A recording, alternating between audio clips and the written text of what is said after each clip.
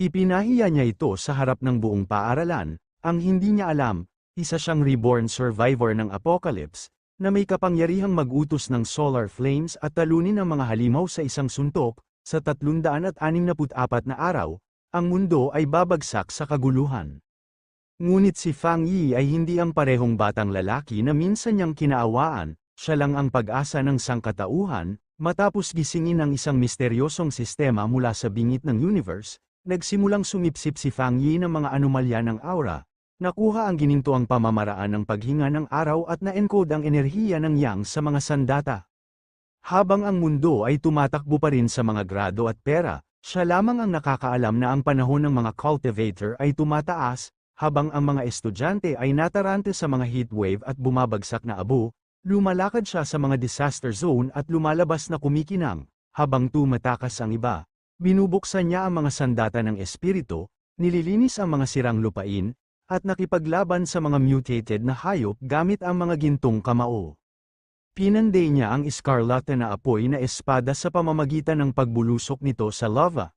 Tinatalo niya ang mga halimaw sa pamamagitan ng pagkagat sa kanilang mga kuko, kahit na ang Cultivation Association ay nanunood, na nabigla sa isang pioneer na sumusulong ng mas mabilis kaysa sa sinumang nakita nila. Kapag ang iba ay naghahangad na nakawin ang kanyang mga natamo, ang isang nagniningas na pag-indayog ay naghihikayat maging ang mga kaaway ay humingi ng awa, matatapos na ang mundo. Ngunit nakita na ito ni Feng Yi minsan, at sa pagkakataong ito, babaguhin na niya ito. Nagsisimula ang kwentong ito sa ilang system window na nagpapalam sa mga mamamayan tungkol sa serye ng mga maanumalyang kaganapan na nagaganap sa buong mundo.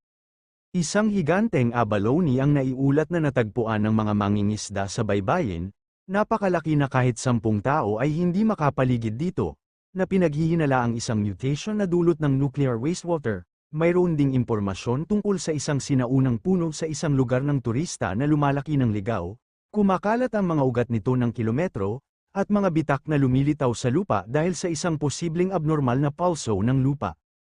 Ang mga abiso ay nagpatuloy sa mga higanteng baging na nahuhulog mula sa langit, na ginagawang totoo ang mga engkanto at may balita na ang mga subway track ay nawasak sa maraming lugar, na nagresulta sa ilang mga nasawi.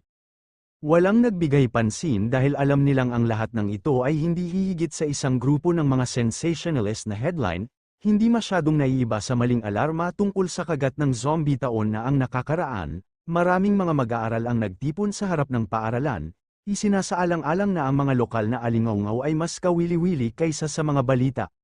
Biglang nabaling ang kanilang atensyon sa papalapit na figura. Ito ang kagandahan ng paaralan na si Chu Qingli.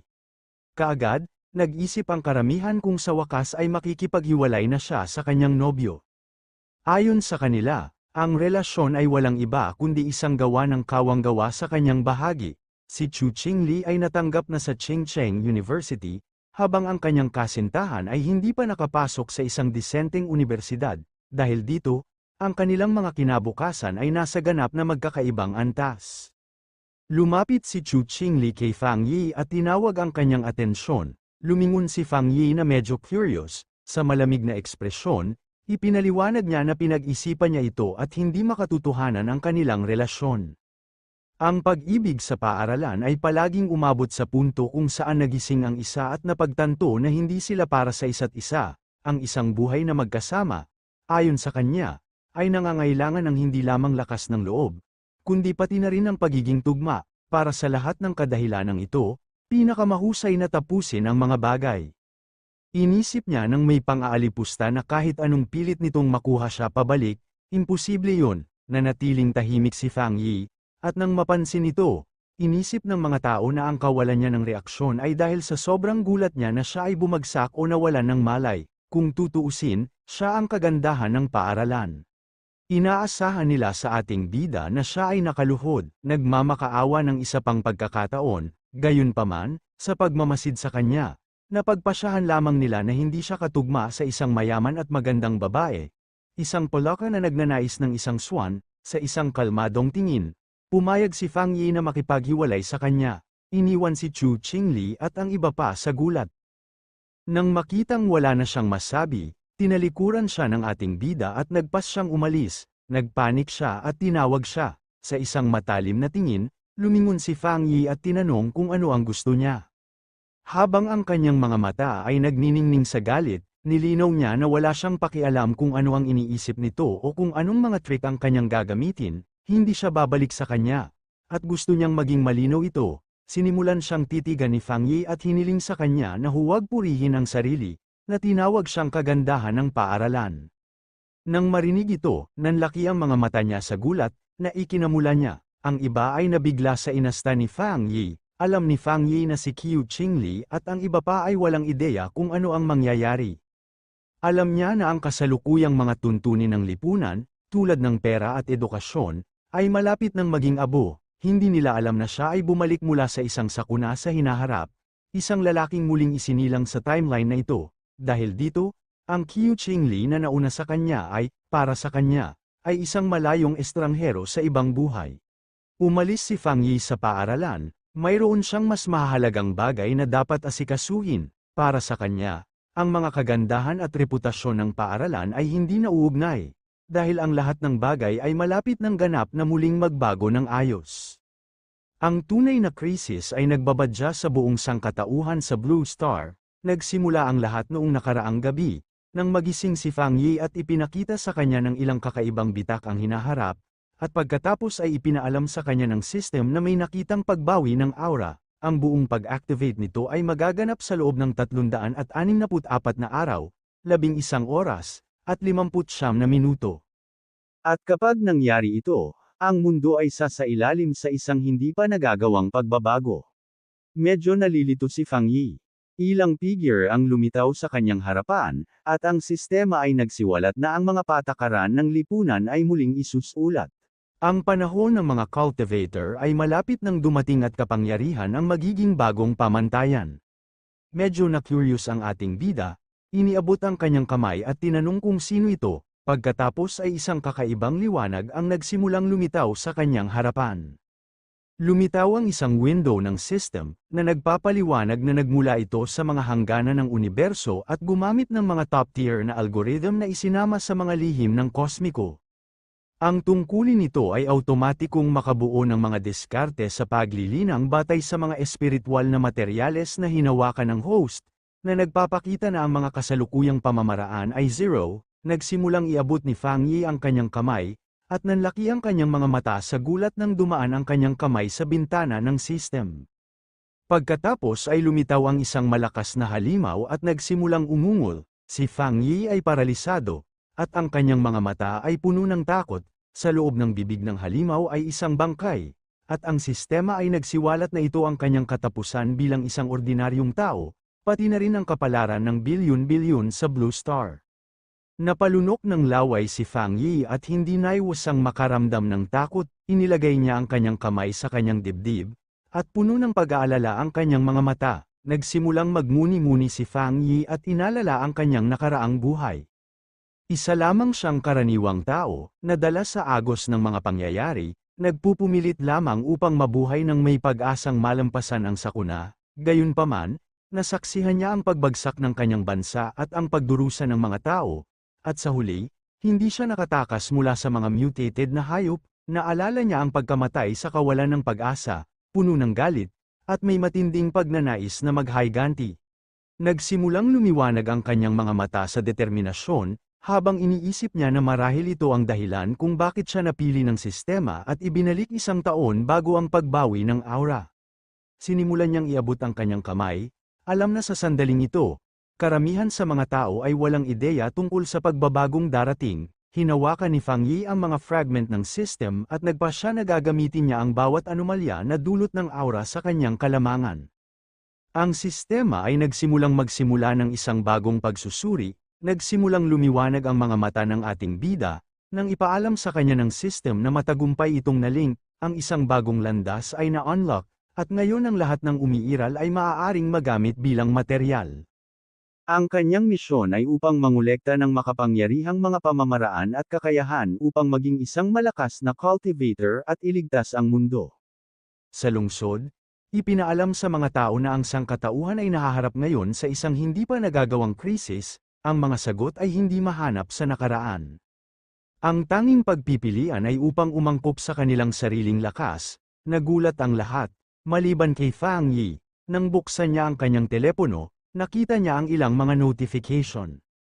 Naunawaan niya na hindi kinumpirma o itinanggi ng gobyerno ang kakaibang phenomena, na nililimitahan ang sarili sa pagsasabi sa mga tao na maghanda. Nang dahil dito, alam niya na ang banayad na paraan ng Jia Nation sa pagbibigay ng babala. Dahil ang mga ulat na minsang itinuturing na gawa-gawang kalokohan ay hindi kailanman magiging viral sa ganitong paraan. Puno ng kalungkutan ang kanyang mga mata nang magsimulang maalala ang nakaraan. Alam niya na ang hindi direkta at tahimik na diskarte na ito ng Jia Nation ay nakatulong sa mga mamamayan na manatiling kalmado at magtiwala sa kanilang bansa. Ito ay isang mahirap at mabagal na pamamaraan, ngunit mas epektibo kaysa sa kaguluhan at putok ng mga kalapit na bansa. Pagkatapos ay naalala niya na sinabi sa kanya ng sistema na maaari niyang gamitin ang anumang bagay, na nangangahulugang dapat siyang pumunta saan man naganap ang mga anomalya. Natuon ang atensyon niya sa telepono, ito ang numero 1 trending na balita. Ang UV index sa Chingcheng University ay umabot sa isang makasaysayang record ng siglo. Dahil dito, naglabas ng heat warning na humihimok sa mga bagong estudyante na magsagawa ng mga pag-iingat sa kaligtasan at gumamit ng sunscreen. Ang mga mag-aaral ay medyo nalilito, dahil iniisip nila na kahit na ang pinakamahusay na mga universidad ngayon ay gumagamit ng sensationalist na advertising, itinuring nila na ito ay hindi totoo. Tiyak na isang bayad na paksa upang maging trending, dahil ang init ng ganoong kalaki ay maaaring pumatay ng mga tao. Tumingala si Fang Yi sa langit at nakitang puno ito ng mga ulap, pagkatapos ay i-activate ang UV meter at nakitang ito ay nasa 0. Medyo nalilito siya, dahil hindi niya maintindihan kung paano mag-iba ang panahon, dahil 15 minuto lang ang layo ng Chingcheng University sa pamamagitan ng kotse. Na-publish ang mga larawan ng nagniningas na araw sa itaas ng universidad, at sinabihan ang mga estudyante na magpapatuloy ang pagpaparehistro ng bagong estudyante. Ngunit dapat nilang iwasan ang North Gate dahil sa mataas na UV index at ang lahat ng iba pang pasukan ay bukas, dahil nanatiling bukas ang lahat ng iba pang pasukan. Hindi mapigilan ni Fang Yi ang mapangiti, alam niyang noong unang pagkakataon ay nagkaroon ng mga anomalya, iniisip lang ng karamihan na isa itong publicity stunt, at siya lang ang nakakaalam ng katotohanan. Nagsimulang magningning sa tuwa ang kanyang mga mata, dahil dumating na ang kanyang unang pagkakataon. Nagpalit ng damit si Fang Yi at pumunta sa Chingcheng University, lahat ay may dalang payong, sa sobrang init ay nalaglag na ang mga dahon ng mga puno. Nagpunta ang ating bida sa North Gate ng Chingcheng University, ang hindi gaanong masikip sa lahat, alam niyang tiyak na may mali sa lugar na ito, nagsimulang bumaba ang makintab na abo mula sa langit. Habang ang mga estudyante ay tumatakas upang maiwasang mapaso hanggang mamatay, ang atensyon ni Fang Yi ay nakatuon dito. Umupo siya at nagpas siyang hawakan ito. Sa sandaling nakipag-ugnayan ang kanyang daliri, nagsimulang lumabas ang matinding kumikinang mula rito, at iniulat ng system na nakadetect ito ng matinding pagbabago-bago sa attribute na yang, na na-unlock ang template ng data nito. Nagsimulang pumasok ang enerhiya sa katawan ni Fang Yi, na nagdulot sa kanya ng matinding sakit. Isang matinding liwanag ang nagsimulang lumabas sa katawan ng ating bida, tinakpan ng mga tao ang kanilang mga mata upang maiwasang mabulag. Hindi nila alam kung ano ang nangyayari at naisip nila na naghahalusinate sila. Nagsimulang sunugin ng enerhiya ang mga damit ni Fang Yi, dahilan para itinikom niya ang kanyang mga ngipin ng mahigpit, ipinatong niya ang kanyang mga kamay sa ibabaw ng kanyang ulo at nagsimulang mabaliw, hindi alam kung tapos na ang sistema sa pag-compile. Pakiramdam niya ay malapit na siyang mamatay, na kumpleto ang compilation, at nakuha ni Fang Yi ang isang yang attribute technique, ang Golden Sun Breathing Technique. Mamaya, ito ang araw para sa mga bagong mag-aaral na magparehistro sa Chingcheng University. Dumating sa registration area ang ex-girlfriend ng pangunahing karakter natin, nag-aalok ang isang lalaki na dalhin ang kanyang milita para sa kanya. Di nagtagal, mas maraming lalaki ang lumapit upang subukang kunin ang kanyang atensyon, ngunit tinanggihan niya silang lahat, na sinasabi sa kanila na hindi niya kailangan ang kanilang tulong. Nakatingin siya sa maswerteng magkasintahan sa malapit, naisip niya na siya ay walang pag-asa sa pag-ibig. Ngunit pagkatapos ay kumislap ang maliwanag na gintong liwanag, na ikinagulat niya at ng iba pang mga estudyante. Isang boses sa loudspeaker ang nagsasabi sa lahat na lumayo sa North Gate.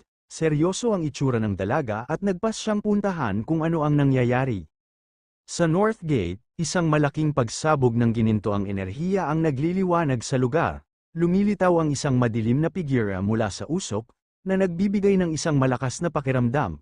Huminga siya ng malalim, at ang kanyang mga mata ay kumikinang sa isang malakas na gintong liwanag. Ang isang screen ay lumitaw, na nagsasabi sa kanya na nakagawa siya ng isang bagong pamamaraan at nakakuha ng 50 puntos. Ang lalaki ay tumitingin sa screen at nagtataka kung para saan ang mga puntos, napagpasyahan niyang hindi ito mahalaga sa ngayon, ngunit malamang na magiging kapaki-pakinabang sa ibang pagkakataon. Lumipas ang oras, at gabi na ngayon, na may kakaibang buwan sa kalangitan, ang binata ay nagsimulang magsanay ng kanyang bagong pamamaraan sa paghinga. Kinabukasan, isang maliwanag na araw ang nasa kalangitan, at isang bagong enerhiya ang kumalat sa unibersidad. Napansin ng ilang estudyante na madilim at malamig ang langit sa isang segundo habang tumatakbo sila sa North Gate. Maraming tao ang nagkukumpulan doon upang tingnan kung ano ang nangyayari. Nagalit ang presidente ng unibersidad at nagtanong kung bakit walang nakinig sa babala na lumayo. Itinulak ng grupo ang karamihan, na tumabi para sa kanila habang papunta sila sa gitna ng lahat. Ang isang nakahod na tao na may seryosong hitsura ay nagsasabi sa presidente na ganap na harangan ang North Gate. Sa sandaling yun, sinabi ng isang sistema kay Fang Yi na nilinis niya ang isang maruming lugar. Nalaman niyang alam na ng gobyerno ang tungkol sa mga lugar na ito at iniisip niya kung may iba pang katulad niya. Nang marinig ng binata ang isang alerto tungkol sa mga taong hindi pinapayagan sa lugar, alam ng binata na naging seryoso ang mga bagay. Nakikita ng mga estudyante ang mga taong nakauniporme at nagtataka kung sila ay mula sa hukbo. Mula sa isang rooftop, nakita ni Fang Yi na nakakakuha ng maraming atensyon ang kaguluhan, sa kanyang pulang mata na kumikinang. Nagpasya siyang oras na para umalis at tumalon sa gusali. Sa ibaba, ang misteryosong nakahod na tao ay naglalakad sa lupa, nabasag dahil sa enerhiya. Tinitingnang mabuti ng nakahod na figure ang eksena, ang taong ito ay lumuhad at humipo sa lupa upang madama ang anumang natitirang enerhiya. Pagkatapos, pinulot niya ang isang piraso ng lupa upang mas masusing tingnan kung ano ang nangyari. Pinag-aaralan nito ng nakahod na figura at napagtanto na ang isang tao ang sanhi ng enerhiya. Sa sandaling iyon, sinimulan ng mga opisyal ang pagpapalabas ng mga estudyante, habang ang taong nasa hood ay nanunood mula sa malayo. Sa dami ng tao, laking gulat ng ex-girlfriend ng ating bida nang mabalitaan na isang tao lang ang gumawa nito. Sa sandaling iyon, nakakita siya ng isang figura na tumatalon at nagtataka kung ex niya yon. Ngunit mabilis niyang itinulak ang pag-iisip na yun. Sa kanyang mga grado, hindi na siya makapasok sa paaralang ito. Sa bahay ni Fang Yi, lumulubog ang araw at lumitaw ang gabi. Nakahiga sa kanyang kama, ang binata ay nagreklamo na ang kanyang katawan ay mainit pa rin, kahit na pagkatapos ng malamig na shower. Dahil sa init, natatakot siyang hindi siya makatulog. Nag-aalala rin siya na dahil sa nangyari ngayon ay baka may nakapansin sa kanya. Pagkatapos ay kinuha niya ang kanyang telepono at nakita ang isang sikat na balita tungkol sa isang kultibasyon na asosasyon. Naalala ng binata na akala ng lahat noon ay biro lang ito sa internet. Noon pa lang, naalala niya ang mga nakahod na tao sa unibersidad at iniisip niya na dapat sila ay mula sa asosasyon. Nagtataka, binuksan niya ang kwento ng balita upang basahin ang buong artikulo. Ipinapaliwanag nito ang iba't ibang antas ng paglilinang, mula sa mga ghost act hanggang sa kabuuang transcendence. Sa mga komento, biro ang iniisip ng mga tao, ngunit iniisip niya kung totoo ang anunsyo. Iniisip ni Fang Yi kung paanong hindi niya alam ang alinman sa mga ito sa kanyang nakaraang buhay bilang isang normal na tao. Nakaupo sa kanyang kama, iniisip niya ang tungkol sa samahan ng paglilinang at nagpas siyang subukan muli ang kanyang pamamaraan. Ipinikit niya ang kanyang mga mata at tumutok upang simulan ang kanyang pagsasanay. Sa sandaling yun, nagsisimula siyang pawisan habang dumadaloy ang malakas na gintong enerhiya sa paligid niya. Nagsisimula siyang lumutang sa kanyang silid, na napapalibutan ng maliwanag na gininto ang kumikinang. Isang liwanag ang bumungad sa kanya. Ang unang hakbang ay palakasin ang kanyang katawan para hawakan ang kapangyarihan ng langit at lupa. Matagumpay niyang nakontrol ang enerhiya at hinuhubog ito sa isang banal na palakol, ang kanyang mga mata ay kumikinang ng maliwanag, at siya ay nakangiti, pakiramdam na puno ng kapangyarihan. Sinasabi sa kanya ng system na naabot na niya ang antas ng dusyoy at binibigyan siya ng 50 pang puntos, naaalala ng lalaki ang mga punto at binabasa ang screen, na nagsasabing bukas na ang isang bagong landas. Ipinapaliwanag ng system na ang mga puntos ay maaaring gamitin upang ilagay ang pinagsama-samang data sa anumang bagay. Iniisip niya ang ideya ng paglalagay ng kapangyarihan sa isang bagay at tinitingnan ang kanyang mug sa mesa. Inilahad niya ang kanyang kamay patungo sa mug na may gininto ang kislap ng kapangyarihan. Nagtatanong ang system kung gusto niyang gumamit ng isang punto para ilagay ang attribute na yang sa mug. Napagtanto niya na ito ay tulad ng pagkabigla sa isang bagay upang bigyan ito ng isang espesyal na kapangyarihan. Iniisip ng binata na kung gagawin niya ito sa isang sandata, ito ay magiging kanyang sariling espesyal na bagay para sa pakikipaglaban. Siya ay nagpasya na ang pagkakaroon ng isang pinalakas na sandata ay magiging napakahalaga para sa kung ano ang darating. Nakahanap ang lalaki ng isang maliit na espada sa kanyang istante at nagpasyang subukan ang kapangyarihan dito. Iniisip niya na kung gagana ang pagsubok, bibili siya ng totoong sandata para maging handa sa mga halimaw. Biglang may kakaibang ingay mula sa labas ng gusali ang nakakuha ng atensyon niya sa kalagitnaan ng gabi. Sa labas, isang maitim na nilalang na may malalaking kuko ang nanunood sa apartment ni Feng Yi, sa kumikinang na pulang mata. Ang kakaibang nilalang ay nagpapakita ng matatalas na ngipin sa dilim, mukhang isang higanteng demonyong kuneho at naghahanda sa pag-atake sa gusali. Ngunit sa loob ng apartment, walang ideya ang lalaki na may darating na panganib. Nakahiga sa kama, hindi komportable ang lalaki mula sa kanyang bagong cultivation technique. Sa kanyang mapupulang mga mata, iniisip niya kung saan nanggaling ang tunog na parang daga.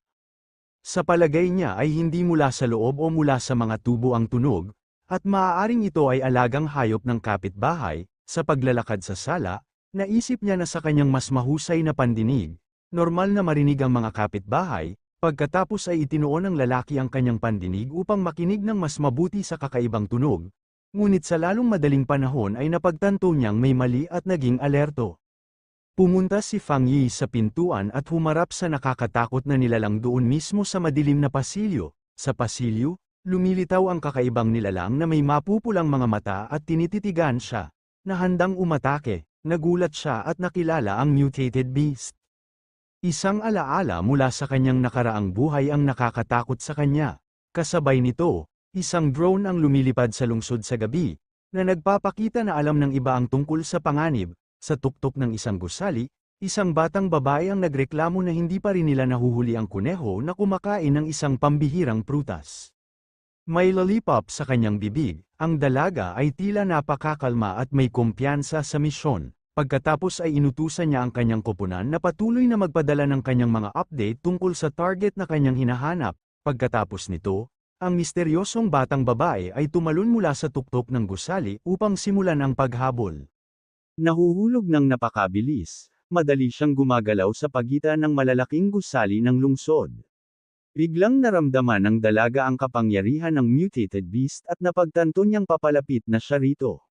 Sa kanyang mga mata na kumikinang, sa wakas ay natagpuan niya ang nilalang at naghanda para sa isang labanan. Ang mahiwagang mga ngaso ay damapo ng husto sa isang rooftop, gumagalaw ng may kamanghamanghang kasanayan, tumatakbo pababa sa gilid ng isang gusali, nakuha niya ang utos na habulin ang target kahit na ano. Sa perpektong landing, ang dalaga ay patuloy sa kanyang paghabol ng walang tigil.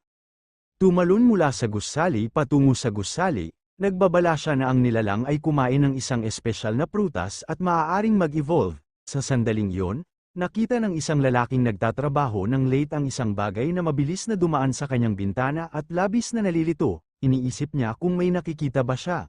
Ngunit sinisigawan siya ng kanyang amo na nakatayo lang sa paligid. Samantala, ang mga ngaso ay nakatayong parang anino sa harap ng buwan sa ika-65 palapag. Bumalik sa apartment, hinarap ni Fang Yi ang kakaibang nilalang, na sumisigaw sa kanya. Sa kanyang mga ginintoang mata, alam niyang nagbago na ang kanyang katawan, at ngayon ay kayanan niya itong labanan ng patas.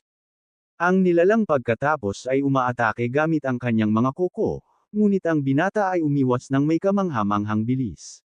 Iniisip ni Fang Yi na talagang nagbago ang kanyang katawan, at ngayon ay nakikita na niya ang mga pag-atake sa slow motion.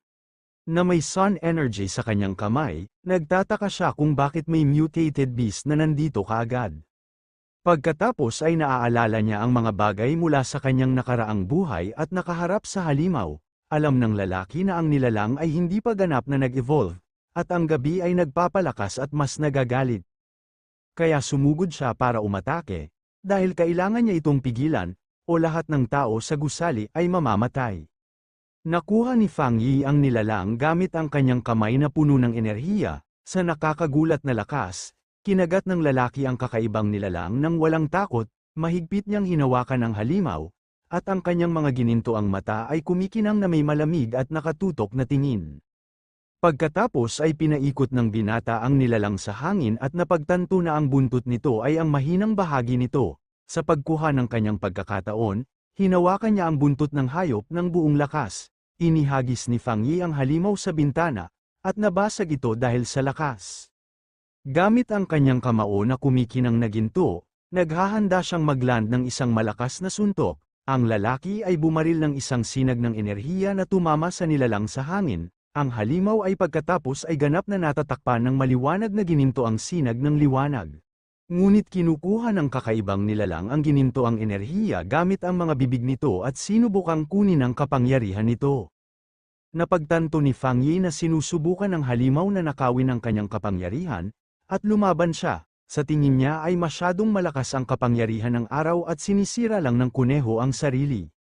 Di nagtagal, isang gintong pagsabog ang sumasakop sa halimaw, na hindi kayang hawakan ang ganoong kalaking enerhiya. Sa katabing gusali, isang mag-asawa ang nagising mula sa ingay, at ang lalaki ay nagtataka kung ito ay kulog. Pagkatapos ay pumunta siya sa bintana upang tingnan, ngunit walang nakitang kakaiba sa labas. Ang ating bayani ay damapo sa sahig, napapaligiran ng kung ano ang natitira sa kanyang gininto ang enerhiya. Iniisip ng binata na parang gutom na multo ang nilalang na sinusubukang kainin ang kanyang kapangyarihan. Pagkatapos ng laban, bumagsak ang mata ng halimaw sa sahig, naglalabas ng kakaibang itim na usok. Sa seryosong tingin, tinitigan niya ang natitira sa nilalang na kakatalo niya lang. Nang walang pag-iisip ng 2 beses, ang lalaki ay tinapakan ng husto ang mata, na dinurog ang natitirang hayop. Naiintindihan niya na ang nilalang ng gabi ay desperado para sa kanyang kabaligtaran na yang type na kapangyarihan. Iniisip ng binata na kung normal lang siya ay madaling kainin ng halimaw ang lahat ng tao sa gusali. Sa pamamagitan nito, alam niyang kailangan niyang matuto ng higit pang mga pamamaraan upang harapin ang mga panganib sa hinaharap. Samantala, isang misteryosong batang babae ang tumalon sa hangin sa liwanag ng buwan, na mukhang isang mangangaso. Sa kamangha-manghang bilis, tumakbo ng napakabilis ang dalaga sa gilid ng isang gusali. Nang makarating siya sa eksena, ang misteryosong mangangaso ay nagulat. Nakatayo doon sa kalagitnaan ng gabi, iniisip niya kung may nakatalo na sa kanyang target. Nakaluhod sa lupa, sinabi niya na ang target ay nawasak, at susubukan niyang i-recover ang attribute ng residual night. Ngunit nang hawakan niya ang labi ng halimaw, nagulat siya sa isang gintong enerhiya na nandoon pa rin. Nakaramdam ang dalaga ng matinding init at nag-aapoy na kapangyarihan na nagpa-atras kaagad sa kanya. Naaalala ng kabataang babae ang enerhiya mula sa gate ng unibersidad, at naiintindihan na hindi ito isang pagkakataon. Matapos ang pagtuklas na ito, ang batang babae ay lumingon sa kanyang tagapagbalita na may seryoso at determinadong hitsura. Sinabi niya sa kanyang base na ang target ay pinatay ng isang makapangyarihang bagong forerunner na may espesyal na kakayahan. Isang boses sa kanyang communicator ang nagtatanong kung ang parehong tao ang naglinis ng gate at pinatay ang kuneho. Kinukumpirma ng isang lalaki na wala silang impormasyon sa taong ito, at dapat siyang i-recruit ng asosasyon. Sumang-ayon ang babaeng kulay pilak ang buhok sa plano. Pagkatapos ay maingat niyang inilagay ang maliit na apoy ng enerhiya sa isang lalagyan sa kanyang damit. Sinabihan siya ng kanyang amo na itigil ang kanyang iba pang mga misyon at tumuon sa paghahanap ng bagong forerunner. Sa pagkakataong yun kumuha siya ng lollipop, mahinaong binuksan ng misteryosong mangangaso ang lollipop na hawak niya. inilagay ng dalaga ang lollipop sa kanyang bibig at sinasabing lubos niyang naiintindihan ang bagong misyon. Ngunit bago niya simulan ang misyon, sinabi ng batang babae na kailangan muna niyang kumuha ng milk tea para makapagpahinga. Ang isang boses sa tagapagbalita ay nagtataka kung sino ang misteryosong taong ito na may napakaraming kapangyarihan. Sumang-ayon ang dalaga na tama ang presidente, at kailangan niyang makilala ang makapangyarihang master na ito. Nagsisimula ang araw ni Feng Yi sa pagsikat ng araw, siya ay nag-inat, handa ng magsanay. Alam niyang ang paggising ng maaga ay mabuti para sa kanyang kapangyarihan, kaya naghahanda siya para sa isa pang sesyon. Ginagamit ng manlalaban ang kanyang paraan ng paghinga, na kumukuha ng gininto ang enerhiya sa umaga, habang pinupuno siya ng enerhiya, kumikinang ang kanyang mga mata ng gininto ang kapangyarihan. Pumasok siya sa kaharian ng Ghost Axe at naramdaman ang paglitaw ng kapangyarihan ng pamamaraan, isang biglaang pagsabog ng enerhiya ang nagulat sa kanya, na pagtanto niyang lumalakas na naman siya. Ang kapangyarihan ay dumadaloy sa kanyang katawan, at nakatuon siya upang kontrolin ito. Mahigpit ang kanyang kamao, nararamdaman ang enerhiyang nasa kanyang kamay, ipinatawag niya ang kanyang key axe at nakitang mas magaan ang pakiramdam ng sandata. Mahigpit niyang hinawakan ang hawakan ng sandata, handang subukan ang kanyang bagong lakas. Itinaas ng mandirigma ang gintong palakol sa kanyang ulo, naghahanda ng isang malakas na hampas, naabot niya ang 2-star Ghost Axe Realm, na naglalabas ng kanyang lakas. Ang kanyang mga mata ay nag-aapoy na ngayon sa gintong apoy, na nagpapakita ng kanyang bagong kapangyarihan, lalong lumakas at matigas ang katawan ni Feng Yi pagkatapos ng pagbabagong ito. Mabilis siyang lumakas dahil ginamit niya ang dagdag na enerhiya mula sa huling power-up niya. Nagpasya si Feng Yi na mula ngayon, dahan-dahan at maingat siyang mag-level up, isang hakbang sa isang pagkakataon, ngunit ang kanyang lumalagong kapangyarihan ay nakakakuha ng maraming pansin, kaya kailangan niya ng isang mas pribadong lugar. Sa opisina ng asosasyon, may kakaibang nararamdaman ang isang lalaki sa hangin. Nakikita niya ang pagbabago